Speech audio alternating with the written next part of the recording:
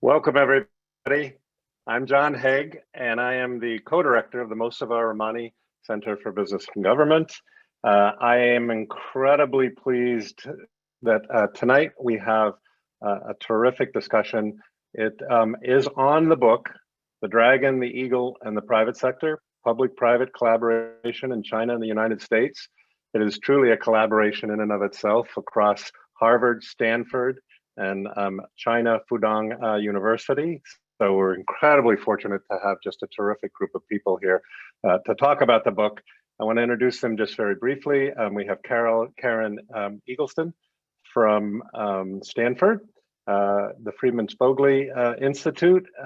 Then we have Jack Donahue, who is at the Kennedy School as a faculty member, Richard Zuckhauser, who is a faculty member at the Kennedy School.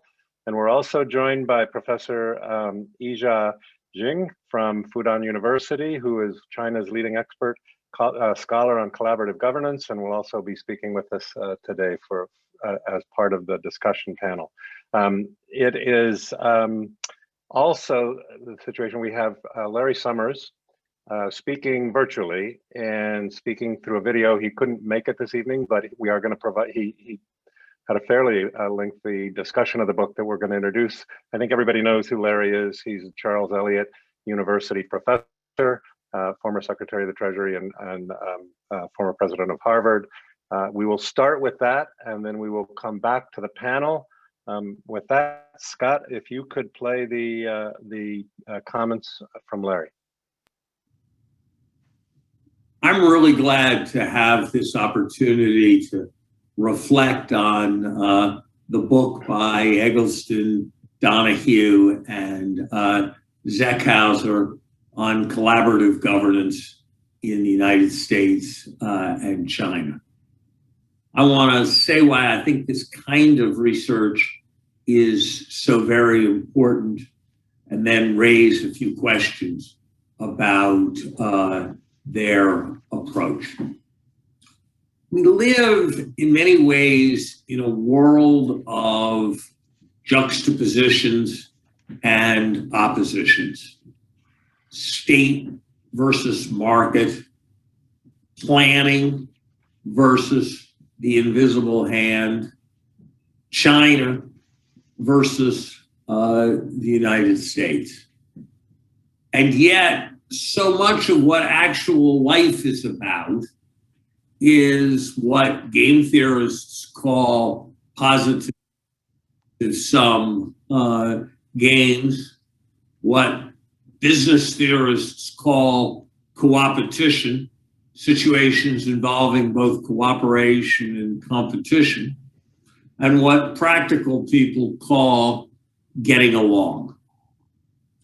And what this book is ultimately about, in its emphasis on collaborative governance, is exactly that, between the market and control, and between the public and the private sector. And that has got to be right as a way of thinking about almost any complex problem. And yet it is an aspect that is rarely, too rarely, considered by economists. We discuss probably too often how much and too little how. There are an infinite number of discussions of the size of the public sector versus the size of the market sector.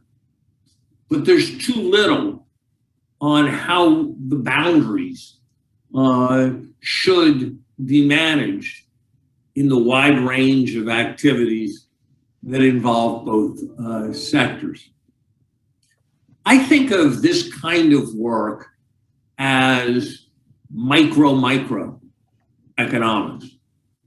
If macroeconomics is concerned with the overall allocation, macroeconomics is concerned with questions of stabilizing the economy's overall rate of growth, And microeconomics is concerned with the allocation of resources and is concerned with the identification and even the correction of market failure.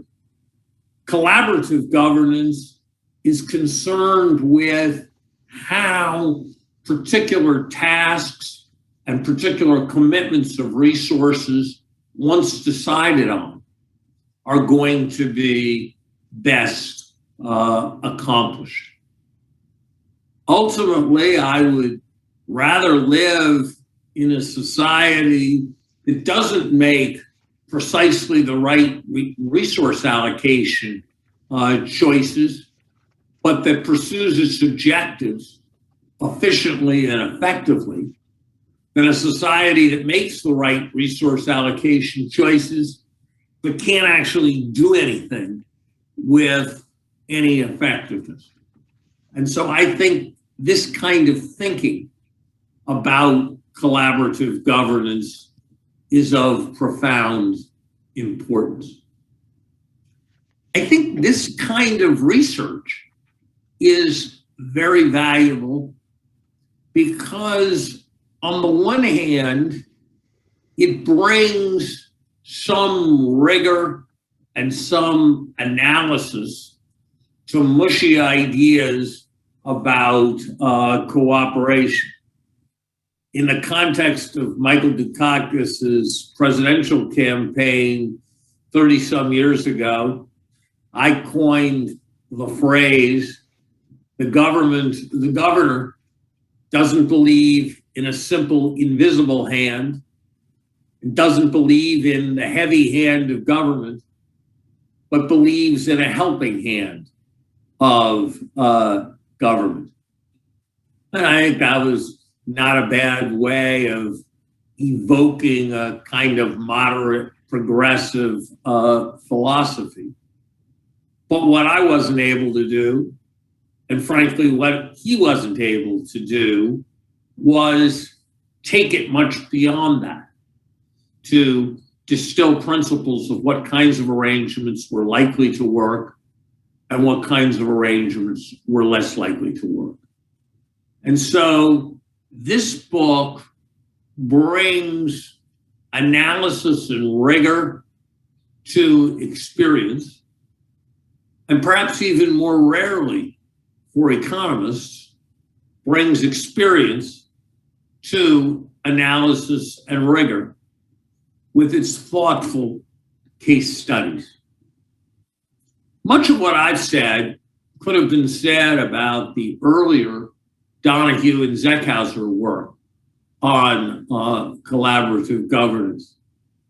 What I found especially interesting here was the treatment of the United States and China in parallel.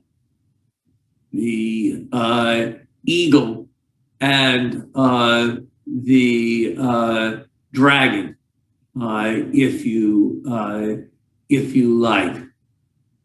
Nowadays, we are increasingly seeing the United States and China in terms of polarities. What about Taiwan? What about human rights? What about democracy? What about the South China Sea? What about intellectual property protection? What about export subsidies?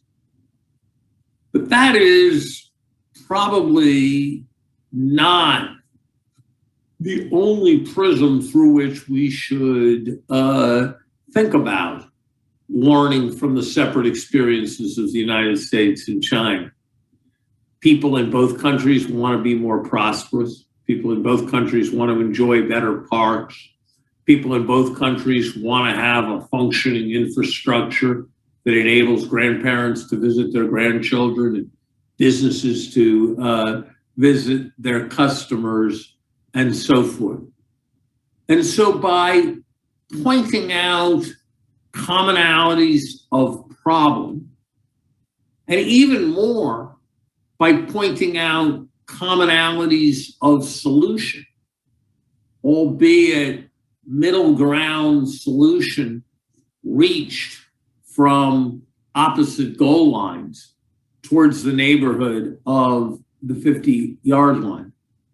I think this book makes an important contribution, and it provides a basis for continuing dialogues between American practitioners, American theorists, and Chinese practitioners and Chinese theorists. I think the place where a great deal more work is needed is in the set of issues around technology and in the set of issues around the environment. What is the right role for government in these sectors where self-evidently there are huge externalities, negative externalities in the case of environmental issues, positive information externalities in the case of technology issues, and yet where it's very clear that government cannot simply direct and plan. In the United States, we're going to have to decide in the next few years whether we think of, or in what ways we think of our largest technology companies as vital national champions, and in what ways we think of them as quasi-public institutions that can't be governed purely privately for profit. Those issues, as we've seen with the treatment of Jack Ma, in very different ways exist in China as well.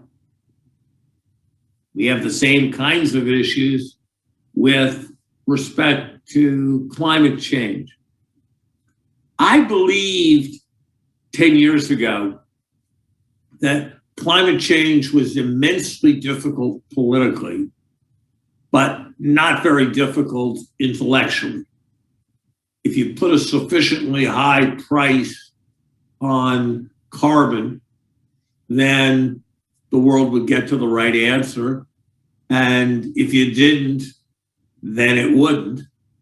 And so the politics was immensely difficult, but that was all that was immensely difficult. Today, I understand, I think, that environmental problems are shot through with chicken and egg issues. Will there be electric cars if there are not charging stations? Will there be charging stations if there are not electric cars? Will the benefits of Moore's Law-like technological progress be captured by those who make it possible? And if not, how can more effort be induced? If consumers are not willing to accept higher prices, what is a second best alternative to egregious losses? These issues around the shaping, channeling, and driving of technology are at their very essence matters for collaboration between the private and the public sector. This is not altogether new. What Dwight Eisenhower called the military-industrial complex represented some kinds of collaborative governance. But whereas we tend to think positively of collaborative governance, military-industrial complex is not a term that makes people feel warm and fuzzy. How are we going to think about this in the future? I'm also reminded of collaborative governance by my experience in the financial sector. many times I have heard senior regulators of financial institutions refer to we, meaning the controller of the currency regulator and the bank in question. I am a member of a group known as the Group of 30 that includes academics, government officials, former government officials, and senior representatives of financial institutions that sits around in conclave and prepares recommendations, which from time to time get a fair amount of attention on questions like debt restructuring or derivatives from a collaborative process.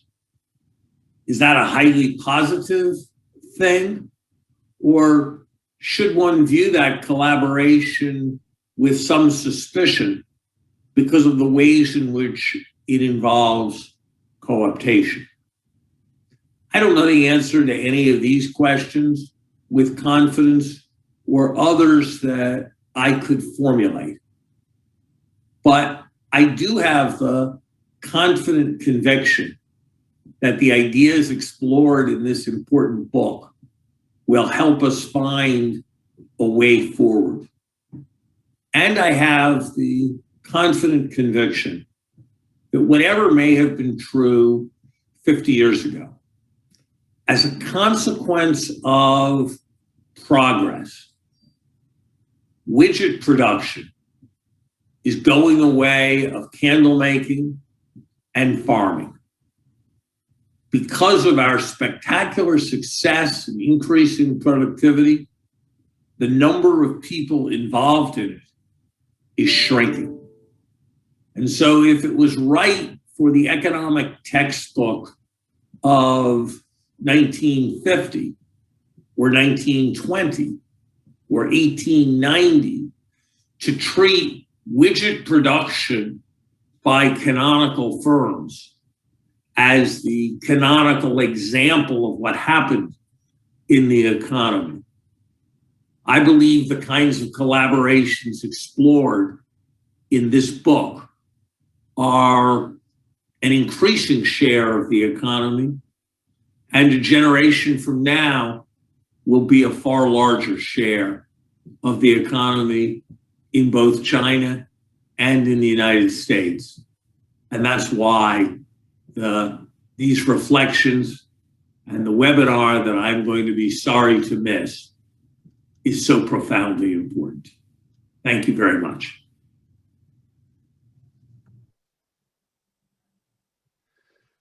So as usual, we always find Larry interesting and provocative. We're going to turn it over to, I'm going to turn it over to Richard Zeckhauser here in a second.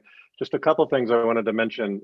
This is sponsored by the Mustafa Rahmani Center for Business and Government, but it's also sponsored by the Shorenstein Asia Pacific Research Center at the Freeman Spogli Institute at Stanford, where Karen is the deputy director. I think many of you probably know Richard. Richard is the Ramsey Professor of Political Economy at the Kennedy School. And one of the things I have to editorialize a little bit. He was the single most influential professor I've had in my life when I was at the Kennedy School and beyond. With that, Richard, I will turn it over to you to provide an overview of the book. Well, thank you, John. And I'd also like to thank Larry for his incisive comments, as they usually are. I'm going to give a little bit of an overview of our book. I'm going to talk about our goals and purposes and lay bare a bit of the anatomy of the process that we call collaborative governance. The government calls on the private sector to meet what are appropriately thought of as public goals. That's what collaborative governance is all about. A key element of this process is that there is a sharing of discretion. Thus, the two parties each play a role in determining what is produced and how it is produced. And this process is widely used in both China and the United States. China and the United States are usually cast as fierce rivals, but there are broad areas of society where there is little or no rivalry. These areas don't get much attention in the New York Times, and I suspect they get not as much attention also in the Chinese press. As an example, both nations must provide health, education, housing, and transportation services to their citizens. These are not areas of fierce competition. Indeed, for many of them, there's not even modest competition. I mentioned that a central role in collaborative governance is the sharing of discretion.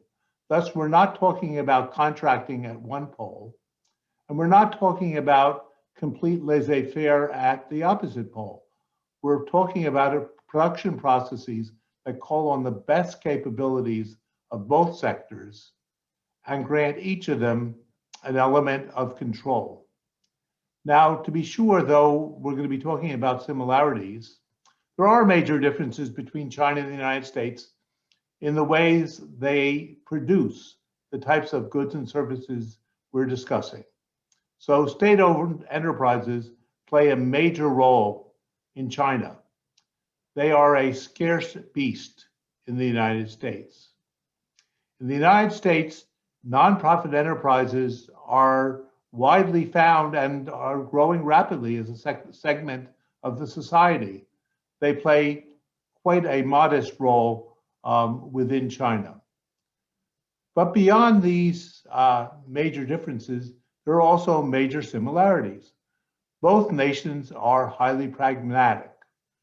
They each possess a strong entrepreneurial spirit, and they're willing to experiment and innovate. Indeed, I would say that on these grounds, there's more similarity between China and the United States than there is between the United States and most of the nations in Europe from which many of our citizens originally came. So our book details how the dragon and the eagle grapple with the challenge of producing the goods and services to meet a broad array of public goals. Karen will be describing the subjects that we discuss in our book, but let me just remark that there are triumphs in our accounts, and there are tragedies, and there are many outcomes that are in between. And we hope that this volume provides some guidance on how those triumphs can become more common, the tragedies more scarce, and the in-between outcomes can be improved. Let me turn to a dramatic current illustration of collaborative governance, so current that it only gets brief mention in our book. I'm referring to the COVID pandemic, which drew on two different challenges for the process we're discussing. First, an effective vaccine was needed lest the catastrophe become a super catastrophe. In the United States, a quite successful partnership was created between the government, offering both regulatory processes and significant financing, and its highly innovative pharmaceutical sector. Moderna, a company that's just down the street from the Business and Government Center at Harvard, had never produced a commercial product. But in less than a year, it came up with a new vaccine using a previously unproved process that has over 90% effectiveness. I would say that that was a triumph of collaborative governance. The distribution process in the United States has proved much more challenging. We have clogged websites, clogged delivery facilities, and highly inconsistent priorities for receiving the vaccine, even within a single jurisdiction. I would like to contrast that with experience that I've recently learned about in China, where Tencent, which is a giant company within China, using its ubiquitous WeChat application, has created an effective system that allows individuals to go online to see where in their general area the vaccine is being distributed and to sign up easily for appointments. A triumph for collaborative governance. There's probably a lesson here in the way these two outcomes came about, and we hope that individuals in both China and the United States will examine the lessons in this volume to see how they can achieve outcomes for their citizens that produce public benefits more effectively. So thank you for that. Thank you for listening.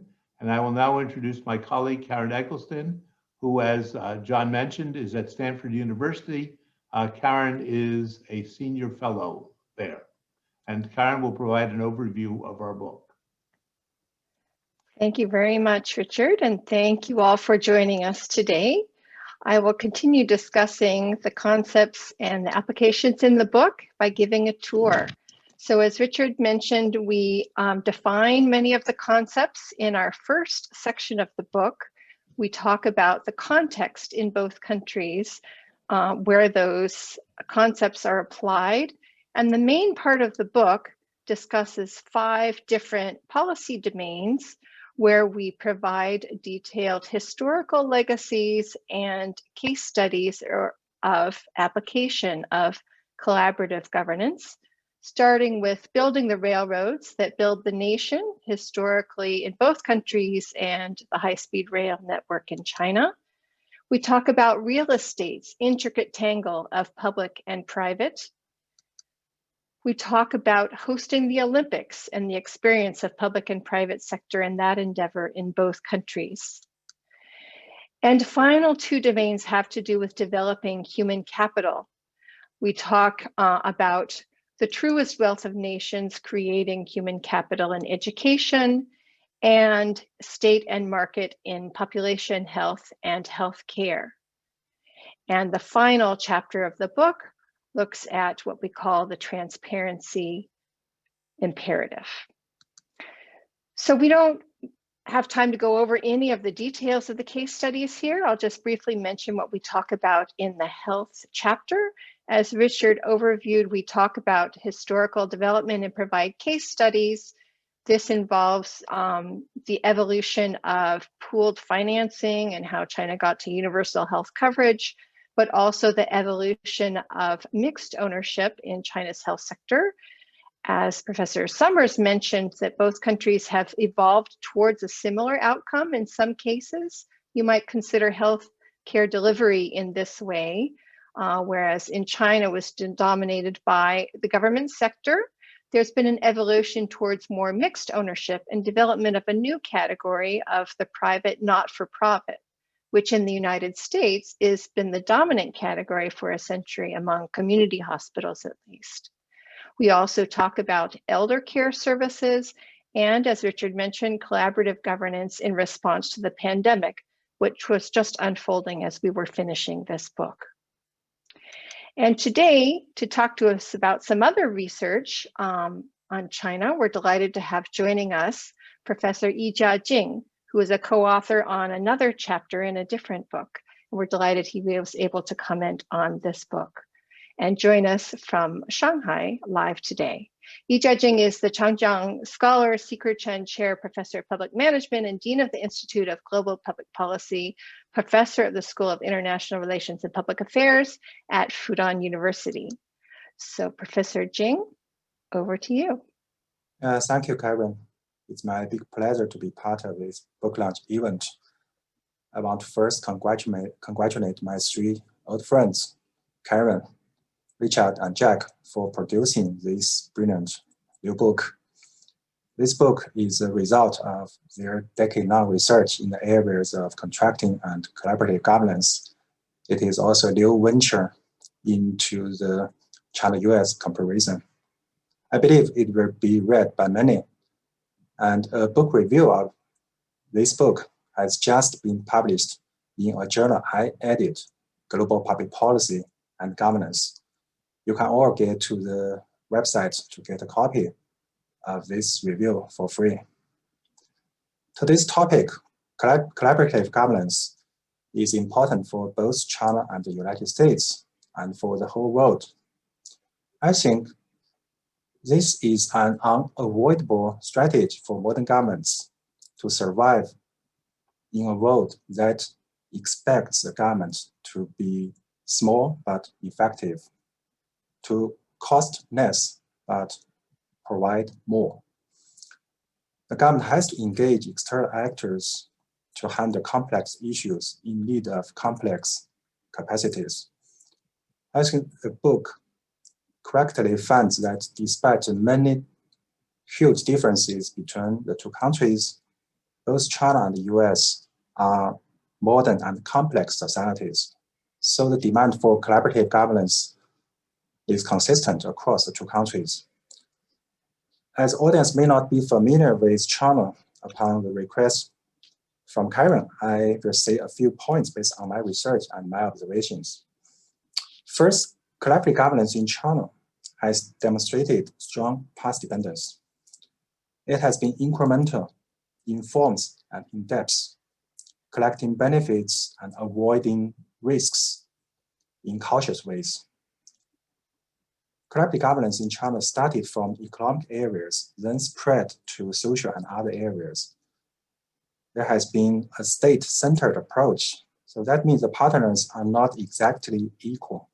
There may be a hierarchical relation, and usually the government dominates. But sharing of discretion, as emphasized in this book, does appear. It's not just by accident or due to incomplete contracts. The government intentionally and purposefully does that to collect a synergy of collaboration. We can also see a gradual process to institutionalize collaborative governance in China by introducing values like transparency, accountability, openness, and competition. Another point I want to make is that overall performance of collaborative governance in China has been positive, and it is an irreversible trend for China. But of course, this is a learning process, and we encountered a lot of failures and setbacks. For example, in late 1990s, there was once a strong enthusiasm in public-private partnerships, PPP, in infrastructures and public utilities. But after many huge projects were built by PPP, there was a lot of negative feedback, and government realized that it was not experienced enough and didn't know how to manage the market and the collaborative relation. There is also a lot of local variation in collaborative governance. For example, one major initiative in the public sector reform in today's China is to build digital government. And digital government has played a very important role in China's control of the pandemic. And in this area, Chinese governments from central to local, of course, don't have enough digital capacities, but can get them from the market. I noticed that local governments like Zhejiang, Guangdong, and Shanghai, they have very different ways in collaborating with digital companies to build up their digital capacities. For example, Guangdong has a lot of collaboration with Tencent, Zhejiang with Alibaba.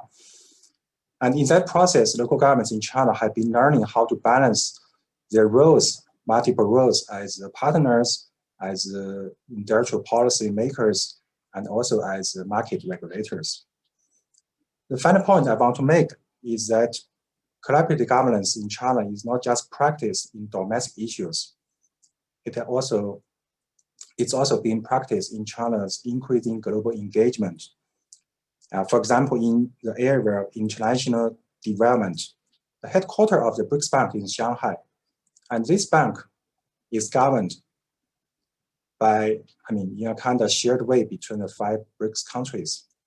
And we can also think about AIIB, the Asian Infrastructure Investment Bank, headquartered in Beijing.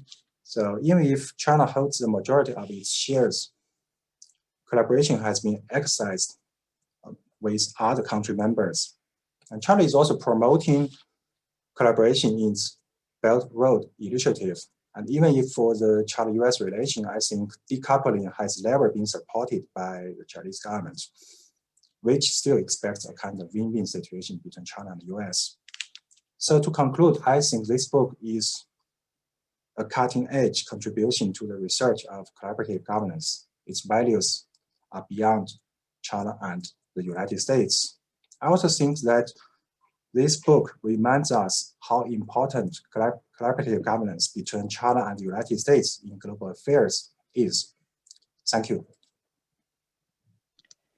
Thank you very much. And finally, before our question and answer, I would like to introduce a co-author, Jack Donahue, who will be talking about transparency. Feel free to put your questions in the Q&A and we'll get to those after his remarks. Jack. Thank you, Karen, and thank you, Ija, for your comments, which are always so fruitful and illuminating.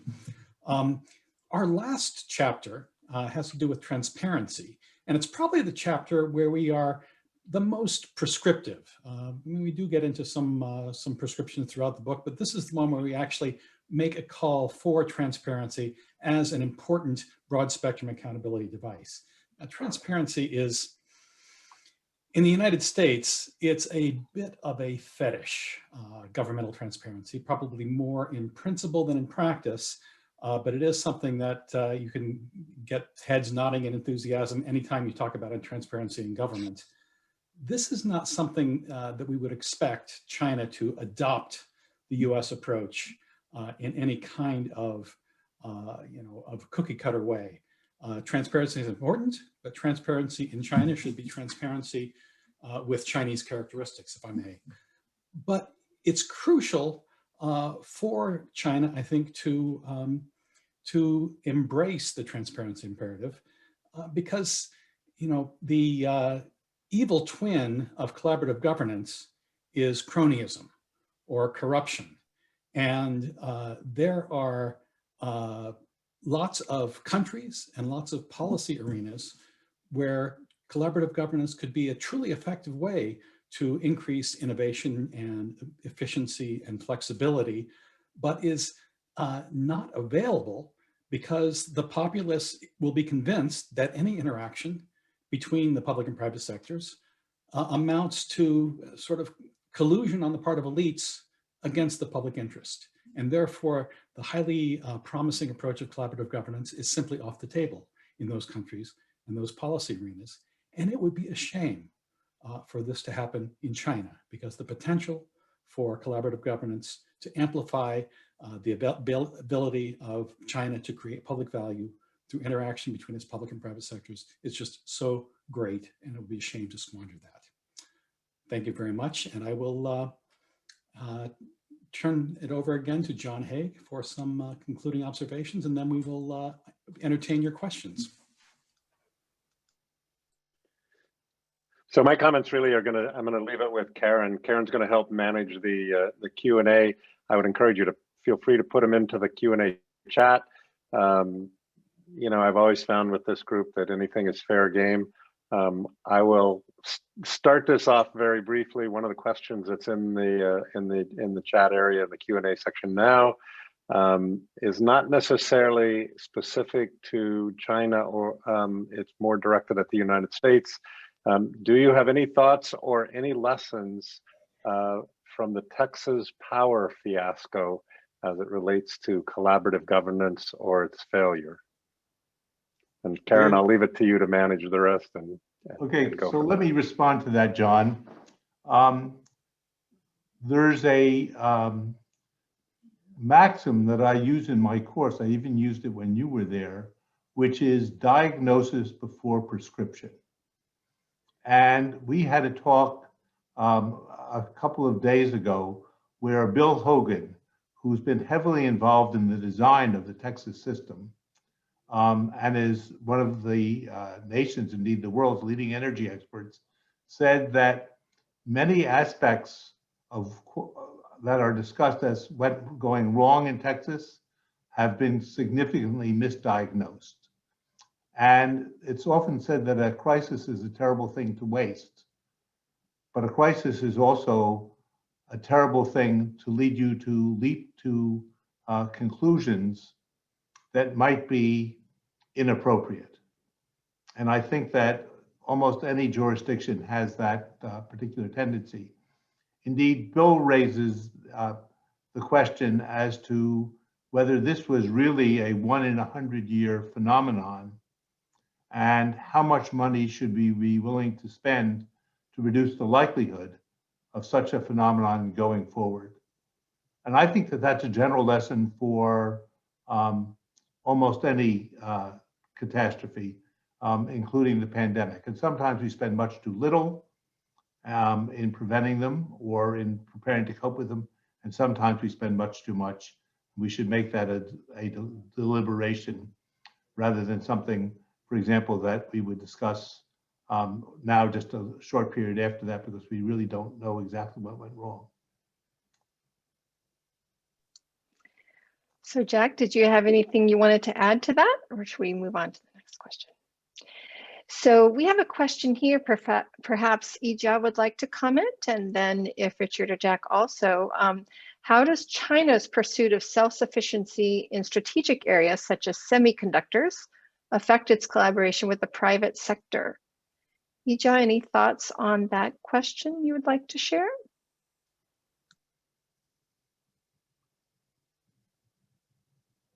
You have to unmute yourself.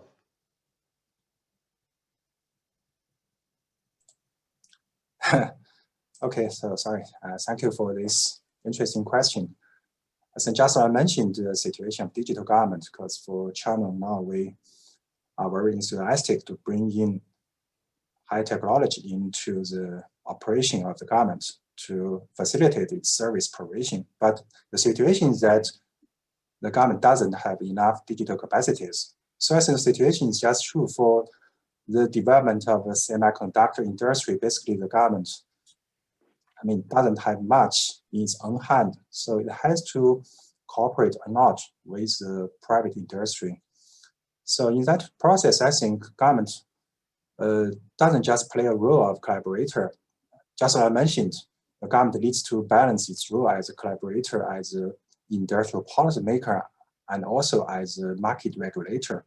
In this case, I think the more important roles of the government are the industrial policy maker and the market regulator, how to create sufficient competition within the market, and how to create good industrial policy environments for these semiconductor companies to grow. So yes, I think that kind of strategy certainly makes it a priority for government to think how to collaborate well with the semiconductor private companies. Thank you. Richard, maybe we can ask you first to step in. There's a question about collaborative approaches are different in these two countries, and they also need to work together to address global challenges like climate change and others. So I don't know if you have thoughts. The comment was that we seem to be providing an optimistic approach to the countries being able to work together. What are your thoughts, Richard? Well, I think that dealing with what economists would call global public goods is the major challenge for the 21st century. The pandemic was the first example. I think climate change is the overwhelming example. And I think that if we understand public goods theory and alliance theory appropriately, the big players have to play a disproportionate role. And the two big players in this area are called China and the United States. And I think we're going to have to, I think that in time, we will see that on the climate problem, our interests are actually pretty strongly aligned. Thomas Schelling, who was an instructor for the three authors of this volume, spent much of his life looking at the Cold War and the rivalry between the USSR and the United States. And his big insight was that these two nations, which thought of themselves as being, in some sense, enemies, much more so than China and the United States, which are not threatening to destroy each other at the moment, actually had the greatest common interest in this one goal, which was the central goal, I think, of the last half of the 20th century, which was avoiding nuclear war. And we managed to do it. And I'm sort of hoping that with regard to climate change, we're going to figure out how to do it. I also, this is just an aside about climate change, I think we are too late to control climate change just through controlling carbon emissions. We've discovered in the last few weeks, actually, that even that very few countries are coming close to the targets that they mentioned in the Paris Accord.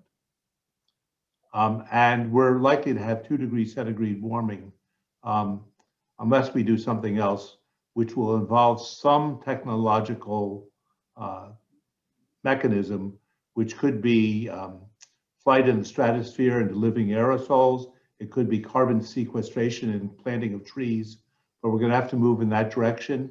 And I think that China and the United States as the also two technological powerhouses are going to have to be involved in working on these alternate or complementary solutions together. Thank you. Ija, I don't know if you wanted to add a few comments to that, or I can move on to the next question. I think for collaborative governance, for domestic issues and also for international issues, the contexts are actually quite different. All the logics may be applicable. When we think about relations between China and the United States, I think the constitution and the institution environments and the behavior patterns should be very different. But we have the worst situation. We can also think about the best situation. For example, today's first speaker, Professor Summers, I think for many people of us, maybe you know his theory of the balance of the financial terror between China and the United States.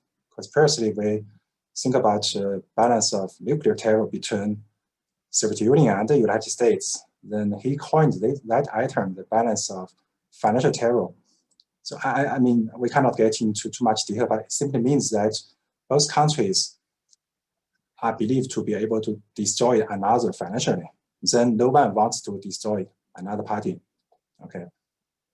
But certainly that's a worse situation. But the best situation is that we trust each other. We think about the common interests, the potential synergy between us. I think the current realities have been testing the theory by Professor Summers. Yeah, but I do think that in the near future, I think if the leaders of the two countries, if the citizens of two countries, they can calm down and think about the situation between two countries with a kind of holistic picture, then they can gradually realize that there is that kind of potential of win-win. Between two countries, and a lot of collective governance mechanisms may be applied into the bilateral relations between the two countries in general and in many specific areas. Thank you. Thank you. And Jack, maybe you can try answering, there's a question, to what extent do differences in political governance and rule of law between the two countries condition the nature of their respective collaborative governance? Well, it would be silly to suggest that they did anything but condition them profoundly. I mean, the legal, the cultural, the institutional context matters enormously for the forms of collaboration that are available and their odds of success. I guess I would like to touch on a related theme that's come up in several of the questions, which is what's special about collaborative governance? How is this different from contracting and corporate voluntarism and that kind of fashionable but terribly imprecise term public-private partnerships? And we actually avoid the term public-private partnerships simply because it means so many things that it means nothing at all.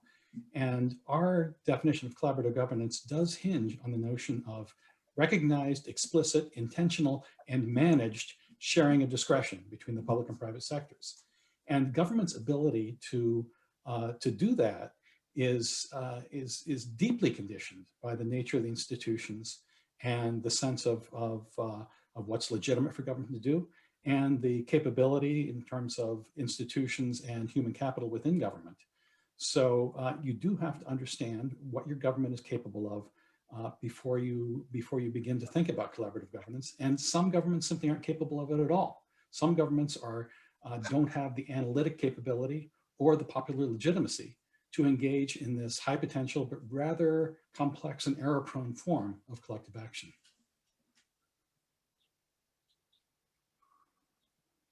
Great, thank you. So we have another question about related to transparency, but maybe also Richard can comment, both Jack and Richard, on the question about reporting and general accounting and transparency and how they interact. So is there a middle ground for China, also in the US, to present similar reliable reporting and transparency? Questioner is expressing some doubt that it's possible to do that equally in both countries. Do you have thoughts on this, Richard, first? Well, one, I will give the thoughts, but I will then call on you to give thoughts because you know roughly 100 times as much about China as I do. You may argue, you might say it's only 87 times as much. But many countries are now moving to accounting standards that will be understood elsewhere. And it needn't be that China uses our system, and I'm sure that America would not adopt to a Chinese system, but if it can improve matters 20%, that would be a major gain. And the reason that people are using these accounting standards is that it enables them to perform better in international markets. People are willing to lend them money, people are willing to welcome them into their country, so on and so forth. These things go so far that some countries actually adopt the laws of other countries in order to do this. An interesting example is the laws in terms of arbitration. It's now quite common for a contract between country A and country B to agree that it will be arbitrated in country C. Because I don't want to use your standards and you don't want to use my standards, and country C standards are the very best. So I think that there will be some gravitation towards common standards, and you will be disadvantaged if your accounting system is somewhat different from other people's standards. Interestingly, Canada, which we think of as the country that's closest to the United States, actually has quite different accounting standards in some areas than does the United States, which provides havoc for companies that play a major role in the United States as well as Canada. Thank you. That's related to another question, which I'll invite Jack to see if he wants to answer. Are there gold standards of collaborative governance in other parts of the world outside of the US and China that we can look towards for inspiration? We mentioned only a few in the book. While you think about that, just to answer what Richard asked about maybe an example of transparency from the China case, we talk about the challenges, for example, in the DBA minimum living standard program in China. It's required that the localities publicly post or let the community know about the individuals receiving that public support program, but that also creates problems if the program wants to meet more than one goal, such as stability, as well as providing minimum support. That's one case that we talk about. So Jack, did you have a question about any thoughts you want to share about the question? You know, that's a really interesting question. I've been trying to think if there's an answer to that. There certainly are countries that tend to do a relatively good job at cross-sectoral interaction. I don't think there's any gold standard that serves as a template for other countries to adopt. Not the United States, definitely not China, because the right models depend so much on the cultural and institutional context. In some ways, I mean, the United States has an awful lot of successful examples just because we try a lot, because we tend to shy away from pure governmental approaches. So we experiment a lot with mixed approaches. Some of them are catastrophic, but some of them, just by the law of averages, work out pretty well. So I would say the United States is not a bad place to look to for successful examples. In terms of countries that have the highest hit rate, the highest fraction of relatively successful kinds of collaboration to the disasters. It's kind of the usual suspects of well-governed countries, the Nordics, Germany, Singapore, on a good day, the UK. Can I just say a word? Yes, Karen? Richard wants to talk about Singapore, perhaps, since we No, I talked in don't the want to book talk about that. Singapore. Okay. I want to talk about an area where the world seems to have met a common standard, which once again deals with vaccines. By the way, very important for China. China has pledged to give away 500 million doses, deliver 500 million doses of its Sinovac vaccine produced by a private company to the world. Many countries have produced vaccines. There's a world standard on this. You have to get your vaccine approved by, what we would call traditional standards, and you have to publish in one of the major medical journals. Unfortunately, for many places, those are in the United States and in the United Kingdom, Lancet, Journal of American Medical Association, etc. So, and the New England Journal of Medicine. And people do not trust vaccines that haven't received that particular imprimatur of, meeting a world standard. So I think this goes to the theme that Jack talked about of transparency. You have to have the things peer reviewed. And these are all, by the way, private sector publications. Government has no role with them whatsoever.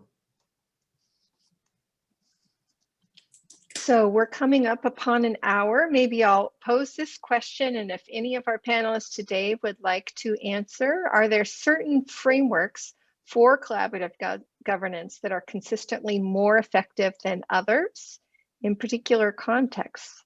Anyone want to give a couple minutes thought on that question? Jack? I'll start on that, Karen. I think the important piece of general guidance that we develop in this book, and also in a previous book that Richard and I wrote on this, is the most important thing is to recognize what you're doing, to recognize that contracting and voluntarism and collaboration are different. They have different intellectual approaches. They have different managerial imperatives. And many of the most unfortunate mistakes come when people think they're contracting, but they're collaborating. When they think that they're dealing with a collaborator, but in fact they're dealing with a volunteer organization. So being clear about the nature of the relationship is the first step to getting it right.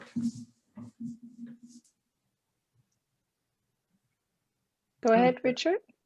Well, I would say that this is useful whatever form of collaborative governance is found mostly in your particular jurisdiction. And I think here China and the United States are definitely fortunate relative to other countries. Be willing to experiment and innovate, and particularly give up frameworks or approaches that don't work. And that's very hard to do, because when you start something, interest groups build up who like the way you're doing things. But if you start from the very beginning with the idea that we're going to have some equivalent of zero-based budgeting, and we're going to look at the experiment and see how it works out, that offers tremendous power no matter what framework you're using, no matter what apparatus is in place. I think we should ask Yizia to give us a final benedictory word on this subject. Actually, I just have some response to the question. I think it's very difficult to conclude any framework of PPP is always effective. It's contingent on many other factors, as Jack just said. And I think a very important perspective is to think PPP or collaborative governance as a process.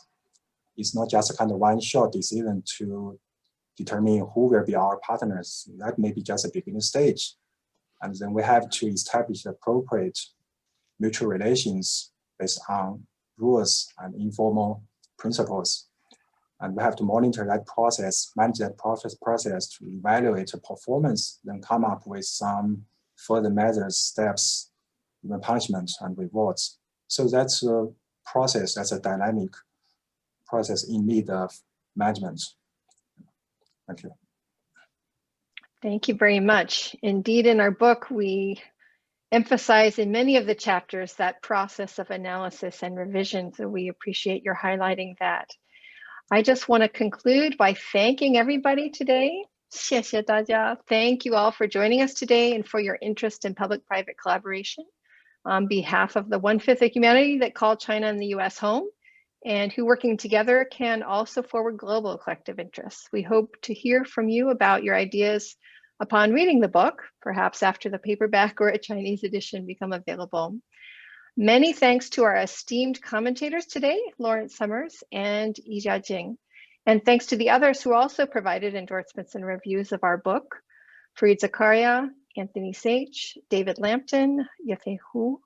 Many thanks to my co-authors who used the power of majority voting to determine the author order of our book. Thanks also to John Haig, Scott Leland, Victoria Gross-Cardier, and to the staff at Stanford Asia Pacific Research Center, especially Lisa Lee and Noah Rankin. So thank you all for joining, and have a good evening or a good morning, depending on your side of the Pacific. Thank you. Thank you.